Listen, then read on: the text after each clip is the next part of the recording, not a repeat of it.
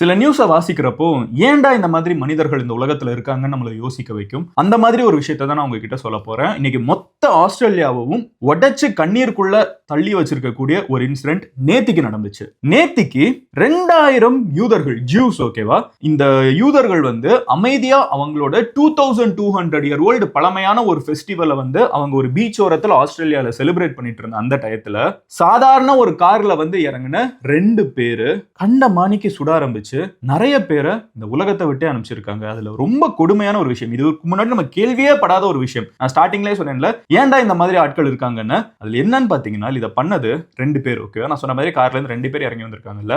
2 பேரும் பாகிஸ்தான்ல இருந்து வந்த வம்சாவளியை சார்ந்த அப்பா பையங்கிற காம்பினேஷன். அப்பாவும் பையனும் ஒன்னா சேர்ந்து இவ்வளோ பெரிய ஒரு கொடூரத்தை ஆஸ்திரேலியால பண்ணியிருக்காங்க. இன்னைக்கு மொத்த ஆஸ்திரேலியாவும் துயரத்துல தள்ளி இருக்காங்க. உங்க ஃப்ரெண்ட்ஸ் யாராவது ஆஸ்திரேலியால இருந்தாங்கனாலோ, அவர் உங்க ஃப்ரெண்ட்ஸ் யாராவது ஆஸ்திரேலியாவுக்கு போயிட்டு வந்தவங்களா இருந்தா கூட கண்டிப்பா இதை பத்தி ஒரு முறையாவது பேசியிருப்பாங்க. உங்களோட ஃபீட்ல வந்திருக்கும்.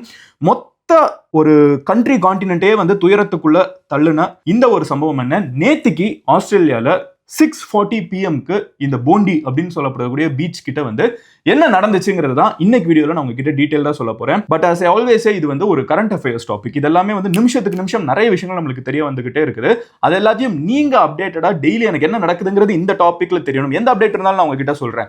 அதை நீங்க தெரிஞ்சுக்கணும் அப்படின்னு நினைச்சீங்கன்னா இந்த சேனலை சப்ஸ்கிரைப் பண்ணுங்க. அப்பனா தான் அடுத்து எந்த கண்டென்ட் இதுல போஸ்ட் பண்ணாலும் உங்ககிட்ட கண்டென்ட் ஈஸியா சஜஸ்ட் ஆகும். இப்போ ஆஸ்திரேலியால என்ன நடந்துச்சுங்கிறது நம்ம டீடைலா பார்க்க ஆரம்பிப்போம். ஹலோ எவ்ரிவான், நான் Madan Gowri and hello my dear MG squad.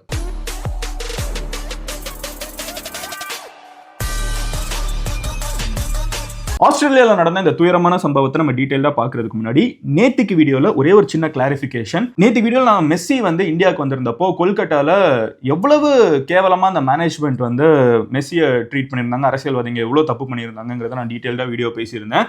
அதுல தெலுங்கானா, ஹைதராபாத்தை பத்தி பேசுறப்போ அங்க நிறைய பேர் எந்த ஒரு நெப்போட்டிசமும் இல்லாத பீப்புளை, பசங்களையுமே, சின்ன சின்ன பசங்களையும் மெஸ்ஸியை மீட் பண்ண வச்சிருந்தாங்கன்னு சொல்லியிருந்தேன். ஆக்சுவலா அது பாதி தான் கரெக்ட். ஏன்னா இன்னொரு பாதி நிறைய அரசியல்வாதிகளோட குழந்தைங்களும் பேர குழந்தைங்களும் அந்த குரூப்லயும் இருந்திருக்காங்க. It's just a better organized event. But அதுலயுமே நிறைய நெப்போட்டிசம் இருந்திருக்குங்கிறதையும் நான் இந்த வீடியோல உங்ககிட்ட கிளாரிஃபை பண்ணிக்கிறேன். எனிவே, இப்போ நம்ம ஆஸ்திரேலியால நடந்துச்சுங்கிறத டீடைலா பார்க்க ஆரம்பிப்போம். முதல் விஷயம் என்னன்னு பாத்தீங்கன்னா, 14th December 2025, தட் இஸ் நேத்திக்கு 6:40 PM ஹனுக்கா அப்படின்னு சொல்லப்படக்கூடிய இந்த ஒரு ஃபெஸ்டிவல். நான் சொன்ன மாதிரி இது கிட்டத்தட்ட ஒரு 7 nights செலிப்ரேட் பண்றாங்க. இந்த ஃபெஸ்டிவலோட நோக்கம் என்ன அப்படின்னு பாத்தீங்கன்னா, ஏன்னா இந்த ஃபெஸ்டிவலை செலிப்ரேட் பண்றப்போ இவங்க இவ்வளவு பெரிய ஒரு தாக்குதல் பண்ணதுல இந்த ஃபெஸ்டிவலோட முக்கியத்துவத்திலையும் ஒரு விஷயம் இருக்குது. இந்த ஃபெஸ்டிவல் எதுக்கு செலிப்ரேட் பண்றாங்கன்னு பாத்தீங்கன்னா, ஜெருசலேம் கரெக்ட்டா இன்னைக்கு ஒரு மிகப்பெரிய பிரச்சனைக்குரிய ஒரு ஏரியாவா மாறிட்டு இருக்கிற இந்த ஜெருசலேம் 2200 இயர்ஸ்க்கு முன்னாடி ஜூஸோட கண்ட்ரோல்ல இருக்குது. அப்ப அந்த கண்ட்ரோல்ல இருந்து இன்னொரு கிரீக் மன்னர் அவர்கிட்ட சண்டை போட்டு அவங்களை அனுப்பிச்சிடுறாங்க. கிரீக்ஸ் கைப்பற்றிடுறாங்க. மறுபடியும் இந்த ஜெருசலத்தை இந்த ஜூஸ் போய், ஜூஸ் நம்ம எல்லாருக்குமே தெரியும், யூதர்கள் மதம், ஹிந்துயிசம் மாதிரி, இஸ்லாம் மாதிரி, கிறிஸ்டியானிட்டி மாதிரி ஜூஸ் இருக்காங்க. ஸோ இந்த யூதர் மதத்தினர் ஒரு சின்ன கேங்கா சேர்ந்தாலுமே மறுபடியும் அந்த கிரீக் மன்னரை ஜெருசலத்துல இருந்து அனுப்பிச்சிடுறாங்க. அப்ப அங்க இருக்கிற ஒரு கோவிலுக்குள்ள போய் பாக்குறப்போ உள்ளுக்குள்ள நிறைய எண்ணெய் கிடைக்குது, இந்த ஆயில் கிடைக்குது. இந்த ஆயில் ஒரு நாளுக்கு இருக்கும் அப்படின்னு நினைக்கிறாங்க. பட் அந்த ஆயில் விளக்கேத்துறதுக்கு 2200 வருஷத்துக்கு மட்டும் ஆயில் கிடைக்கிறது பெரிய விஷயம் கரெக்டா. ஏன்னா விளக்கேத்தலாம், வெளிச்சம் கிடைக்கும், 6 மணிக்கு மேல இருட்டாயிடும்ல. சோ இந்த வெளிச்சம் 8 நாள் இருந்திருக்குது. இந்த 8 நாளுக்கு இந்த ஆயில் இருந்ததை அவங்க ஒரு பெரிய மிராக்கிளா பார்த்திருக்காங்க. அதனால இந்த ஒரு அந்த வருஷம் முடியறப்ப இந்த டிசம்பர் மாசம் ஒரு 7 to 8 days அவங்க டெய்லி நைட் இந்த கேண்டில் ஏத்துறது அந்த ஒரு சிம்பாலிக்கான ஒரு விஷயம். இந்த ஒரு ஃபெஸ்டிவல் பிறந்தது ஜெருசலேம் அப்படிங்கிறதையும் நம்ம கவனிக்கிறோம். ஏன்னா இன்னைக்கு ஜெருசலேம் அப்படிங்கிற ஒரு இடமா இருக்கட்டும், நம்ம இஸ்ரேலா இருக்கட்டும், காசா பகுதியா இருக்கட்டும், பலஸ்தீனிய பகுதியா இருக்கட்டும், இது 2 மதங்களுக்குள்ள இருக்கக்கூடிய ஒரு மிகப்பெரிய ஹாட்ஸ்பாட்டா இன்னைக்கு மாறிட்டு இருக்குது. அங்க எவ்வளவு ஒரு மோசமான ஒரு மனிதத்தன்மை இல்லாத ஒரு பிரச்சனை போயிட்டு இருக்குன்னு நம்மளுக்கு தெரியும். அப்போ அந்த இடத்துல இருக்கக்கூடிய ஒரு ஃபெஸ்டிவல், ஓகேவா, அந்த இடத்துல இருந்து ஆரிஜினேட் ஆன ஒரு ஃபெஸ்டிவல் தான் ஆஸ்திரேலியால இருக்கக்கூடிய ஜூஸ் செலிப்ரேட் பண்ணிட்டு இருக்காங்க. இப்போ இதை செலிப்ரேட் பண்ணிட்டு இருக்கப்போ அங்க 2 பேர் கார்ல இறங்குறாங்க. அந்த 2 பேர் யாருன்னு பாத்தீங்கன்னா, சஜித் அக்ரம் அப்படின்னு சொல்லப்படக்கூடிய 50 வயசு அப்பாவும், நவீத் அக்ரம் அப்படின்னு சொல்லப்படக்கூடிய 24 இயர் ஓல்டு பையனும். ஓகேவா, அப்பா பையன் 2 பேருமே ஒரு சில்வர் கலர் கார்ல அங்க இறங்குறாங்க. அந்த ஹேட்ச்பேக்ல இருந்து இறங்கின உடனே, அந்த கார்ல இருந்து இறங்கின உடனே கையில துப்பாக்கியை வச்சிருக்காங்க. 2000 பேர் அந்த அந்த ஃபெஸ்டிவலே கொஞ்சம் அமைதியா விளக்கேற்றுற மாதிரி இருக்கக்கூடிய ஒரு விஷயத்துல வெடியெல்லாம் வெடிச்சு செலிப்ரேட் பண்ணக்கூடிய ஒரு நேரத்துல 2 பேரும் உள்ளுக்குள்ள வந்து அப்பா வந்து பாத்தீங்கன்னா அவரை பத்தி ஒரு சின்ன பேக்ட்ராப் சொல்லிடுறேன். அவங்க அப்பா அந்த அப்பா பையன் காம்பினேஷன்ல வந்து அப்பா வந்து பாகிஸ்தான்ல இருந்து ஆஸ்திரேலியாவுக்கு வந்தவர். பையன் வந்து ரீசெண்டா வேலை பார்த்துட்டு இருந்த இடத்துல இருந்து வெளியனுப்பப்பட்ட ஒரு பையன். அப்பா வந்து ஒரு பழக்கடை வச்சிருக்காரு, ஓகேவா, சிட்னி கிட்ட வந்து ஒரு பழக்கடை ஃப்ரூட் ஷாப் வச்சிருக்காரு. இதுதான் இவங்களோட சின்ன பேக் ஸ்டோரி. இதுல இந்த அப்பா இருக்காருல, இவர் வந்து ஒரு 10 வருஷமாவே நிறைய துப்பாக்கிகளை வந்து வீட்டில் அக்யூமுலேட் பண்ணிட்டே இருக்காரு. இப்போ அதெல்லாம் ஆஸ்திரேலியால ஏங்க எல்லாரையும் துப்பாக்கி வச்சிருக்க விடுறீங்கன்னு சொல்லிட்டு பிரச்சனை ஆயிட்டு இருக்கு, ஓகேவா. துப்பாக்கி அக்யூமுலேட் பண்ணிருக்காங்க. ஆஸ்திரேலியால அதுக்கு லீகலாவே ஆப்ஷன்ஸ் இருக்குது. இவர் கையில இருக்கிறது எல்லாமே சட்டப்பூர்வமா இருக்கிற துப்பாக்கிகள் தான், எல்லாத்தையும் கையில வச்சிருக்காரு. இப்போ நேத்துக்கு என்ன பண்றாருன்னு பாத்தீங்கன்னா ஈவினிங் 6:40 PM கரெக்டா அந்த துப்பாக்கிகளோட அந்த கார்ல இருந்து இறங்கி வந்து இந்த மக்கள் 2000 பேர் மேல வந்து சுட ஆரம்பிக்கிறாரு. 50 ரவுண்டு வந்து சுடப்படுது, ஓகேவா. உங்களுக்கே தெரியும் இது எவ்வளவு பெரிய ஒரு அசம்பாவிதத்தை ஏற்படுத்தி இருக்குன்னு. அங்க வந்து மொத்தம் பாத்தீங்கன்னா இறந்தது வந்து 16 பீப்புள். இதுவரைக்கும் 16 பேர் இறந்து போயிடுறாங்க. அண்ட் 42 பீப்புள் வந்து பயங்கரமா காயப்படுறாங்க. அதுல 5 பேர் இன்னமும் ரொம்ப பத்திரமா பாத்துக்க வேண்டிய ஸ்டேஜ்ல இருக்காங்க. ஏன்னா என்னன்னாலும் நடக்கலாம் அவங்களுக்கு. இத்தனை பேர் மேலேயும் கண்ட மணிக்கு சுட ஆரம்பிக்கிறாங்க. இந்த ஏஜ் பாத்தீங்கன்னா 10 வயசு குழந்தையில இருந்து 87 இயர் ஓல்டான 10 இயர்ஸ்ல இருந்து 87 இயர் ஓல்டான ஆட்கள் வரைக்கும் எல்லாருமே வந்து இந்த சுட வந்து வாங்கிட்டு இருக்காங்க. இவ்வளவு ஒரு மோசமான செயலை இவங்க 2 பேரும் பண்ணிட்டு என்ன ஆகுதுன்னு பாத்தீங்கன்னா, இதுக்கு நடுவுல எல் அஹமத் அப்படின்னு சொல்லப்படக்கூடிய இன்னொரு ஒரு ஃப்ரூட் வெண்டர், அவரும் பழக்கடை வச்சிருக்கிறவர் தான். அவர் வந்து இங்க இந்த இடத்துக்குள்ளதான் இருக்காரு, இந்த பீச் ஏரியா கரெக்டா. இது பார்க்ல வந்து இந்த ஒரு ஹனுக்கா அப்படிங்கிற ஒரு விஷயத்தை வந்து செலிப்ரேட் பண்ணிட்டு இருக்காங்க. அப்போ அந்த இடத்துல இருக்கக்கூடிய இன்னொரு ஒரு ஃப்ரூட் வெண்டர், அவர் வந்து இங்க நடக்கிறத பார்த்துட்டு தைரியமா, ஓகேவா, உண்மையிலே அவர் வந்து ஒரு பெரிய ஹீரோன் அப்படின்னு எல்லாருமே செலிப்ரேட் பண்ணிட்டு இருக்காங்க.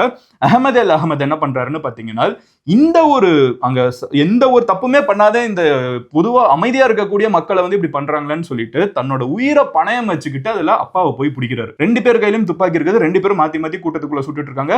ரொம்ப நேரத்துக்கு மக்கள் வந்து இங்க இதுதான் போல செலிப்ரேஷன்ஸ்க்கு வெடிக்கக்கூடிய வெடிதான் நினைச்சிட்டு இருக்காங்க. அந்த நேரத்துல இப்படி சுட ஆரம்பிச்ச உடனே ஒருத்தர் தன்னோட உயிரை பணயம் வச்சு உள்ளுக்குள்ள போய் அப்பாவை பிடிச்சிடுறாரு. அவதான் அஹமத் எல் அஹமத்.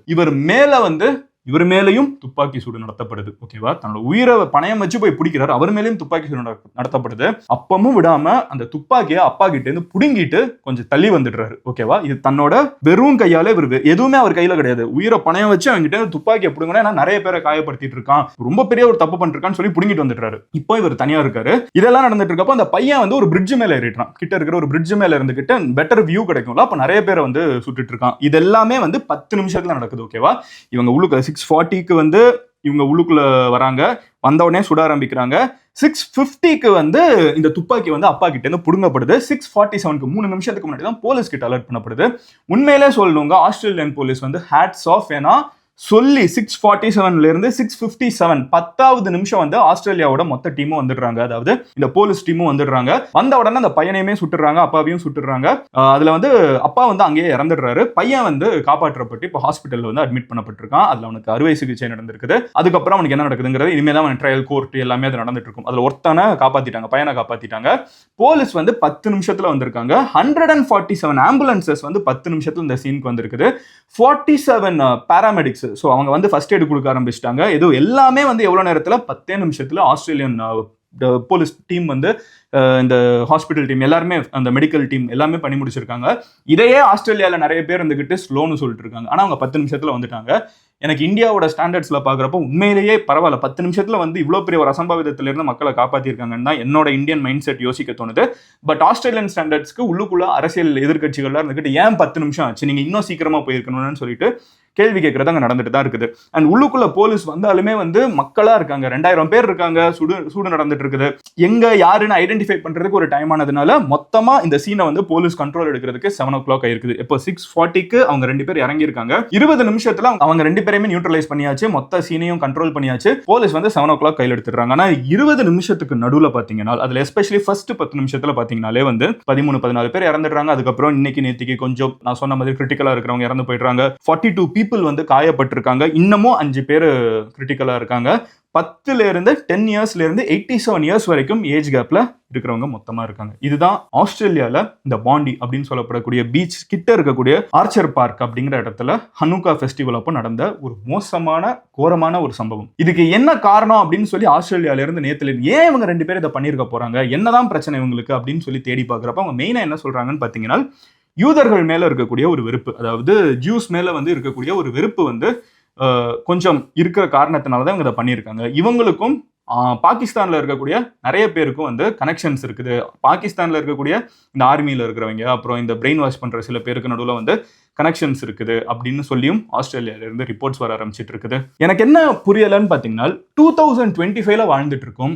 இன்னமும் அது யாரு பண்ணாலும் சரி, மதத்தின் பேர்ல ஒருத்தன் பேசலாம், டிபேட் பண்ணலாம், இது பெட்டர் அது பெட்டர்னு சொல்லலாம். பட் யாரு பண்ணாலும் சரி, நம்ம வந்து பலஸ்தீன்லயும் சரி, ஆஸ்திரேலியாலையும் சரி, இல்ல இங்கேயும் சரி, இங்க இஸ்ரேல்லையும் சரி, எங்க நடந்தாலும் ஒருத்தனை வந்து நான் சாகடிச்சு நான் வந்து அதுல இருந்து ஒண்ணு வந்து நான் அச்சீவ் பண்ண போறேன்னு நினைக்கிறேன். அத்தனை பேருமே வந்து இந்த உலகத்துல மோசமான மனிதர்களா நான் பாக்குறேன். உன்னால ஒரு விஷயம் பேச முடியுமா, பேசு. உனக்கு பேச வேணாமா, கிளம்பி போ. அதை விட்டுட்டு ஒருத்தனை நான் சாவடிச்சு நான் பெட்டரா இருக்க போறேன்னு நினைச்சா அப்படி யாருமே பெட்டரா இருக்க போறது இல்ல.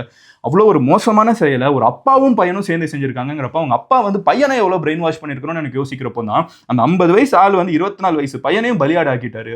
அவர் இறந்துட்டாரு. ஆனா இப்போ இந்த பையன் வந்து போலீஸ் கிட்ட இருக்கான். இப்போ இந்த பையன் வந்து வாழ்நாள் ஃபுல்லா அவனுக்கு எவ்வளவு கில்ட் இருக்கும், அவன் போலீஸ் என்னென்ன கேட்பாங்க, அவனுக்கு தண்டனைகள் எவ்வளவு இருக்கும். இத்தனை பேரை ஒருத்தன் கொண்டுட்டு வாழ்றதுன்னா என்ன மாதிரி ஒரு வாழ்க்கை அவனுக்கு நரக வேதனையா இருக்கும்லாம் யோசிச்சு கூட பார்க்க முடியல.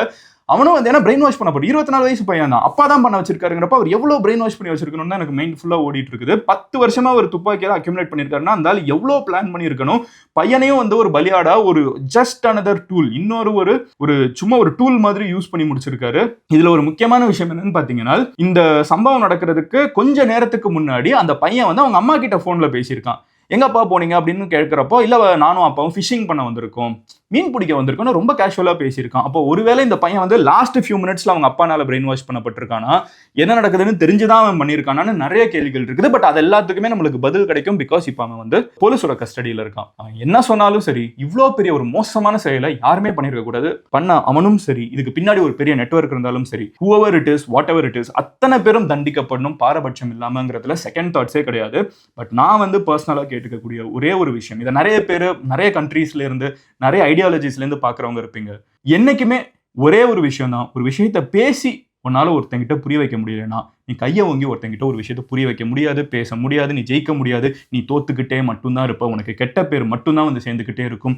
நீ பண்ண பிரச்சனைனால உன் மொத்த குடும்பத்துக்கும் கெட்ட பேரும் சரி, அவமானமும் சரி வந்து சேர்ந்துக்கிட்டே இருக்குது. தயவு செஞ்சு அப்படி யாரும் இருக்க வேணாம். ஐ ஹோப் இங்கே யாரும் அப்படி இருக்க மாட்டோன்னு. பட் அப்படி யாராவது இருந்தாலும் உங்கள் ஃப்ரெண்ட்ஸ் சர்க்கிளில் யாராவது இருந்தாங்களோ அவங்ககிட்டயும் தயவு செஞ்சு பேசி, அந்த மாதிரி மைண்ட் செட்டில் இருக்காங்கனால் அவங்களுக்கு என்ன ஹெல்ப் வேணுமோ அதை பண்ணி அதுலேருந்து வெளியே கொண்டு வர பாருங்க. இது ரொம்ப கஷ்டமாக இருக்குது பார்க்குறதுக்கு.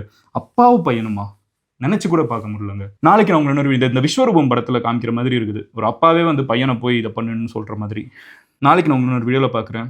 ஒரே ஒரு பேரை நம்ம கண்டிப்பாக இன்னைக்கு ஞாபகம் வச்சுக்கணும். அஹமது அல் அஹமது அப்படின்னு சொல்லப்படக்கூடிய ஒருத்தர் எந்த ஒரு எதிர்பார்ப்பும் இல்லாமல் தான் துப்பாக்கி சூட்டு வாங்கினாலும் பரவாயில்லன்னு போய் இறங்கி போய் உயிரை பணயம் வச்சு காப்பாற்றிருக்காருல.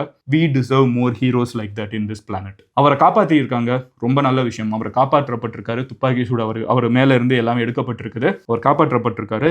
அவரை மாதிரி இன்னும் நிறைய பேர் இருக்கணுங்கிறதையும் நம்ம வேண்டிப்போம். I will see you tomorrow. love you all. take care. வேற ஏதாவது அப்டேட் இருந்தால் கண்டிப்பாக நான் சேனலில் சொல்கிறேன். நீங்கள் அதை தெரிஞ்சுக்கிறதுக்கு ஃபாலோ பண்ணிடுங்க. ஏன்னா நிறைய டைம் நான் நேற்றுக்கு சொன்ன மாதிரி இந்த ஃபுட்பாலில் வந்து நான் ஒரு பாயிண்ட் நான் கிளாரிஃபை பண்ணணும்னா நீங்கள் பார்த்தீங்கன்னா தான் தெரியல. நான் அது மட்டும் பார்த்துட்டு ஒரு ஒப்பீனியன் ஃபார்ம் பண்ணுற மாதிரி இருக்கும். ஸோ அந்த ஒரு கண்டினியூட்டியை நம்ம வச்சுப்போம். see you tomorrow. நிறைய பேர் ஆஸ்திரேலியாவிலேருந்து இந்த வீடியோ பார்த்துருப்பீங்க.